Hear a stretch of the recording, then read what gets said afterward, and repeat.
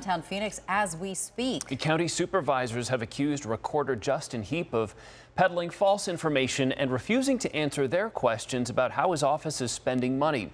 Well, today they called him to testify under oath. Jason Berry was there for it, joining us live downtown. Jason, a lot of buildup to this. How did it go?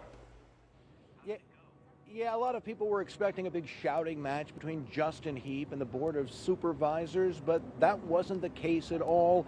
Everyone seemed to behave themselves. But that doesn't mean the power struggle between Heap and the Board of Supervisors is over. Some board members have raised concerns that the conservative and controversial county recorder has been operating in secret when it comes to his budget and the upcoming elections. So they felt compelled to force Heap to come down and answer questions under oath about what his plans are for this year's election, how his office is spending money, and what he has to say about conflicting statements his staff members have made in court when it comes to election integrity and the disenfranchisement of voters. Heap insists he's done everything he's been asked.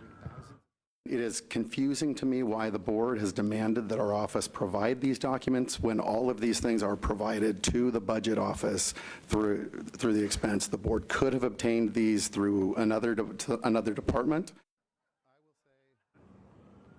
Now, Heap filed a lawsuit against the board last year claiming his office was illegally stripped of its election duties. He also appeared at a news conference with Kristi Noem in Scottsdale last week supporting new federal rules on voter registration. Heap has been very supportive of the Trump administration's view on botched elections without providing any substantial proof. It's important to point out that Heap is a Republican, and 4 out of the 5 county board of supervisors are Republican as well. We keep hearing that they are getting close to a settlement on this lawsuit, but no agreement has been reached yet.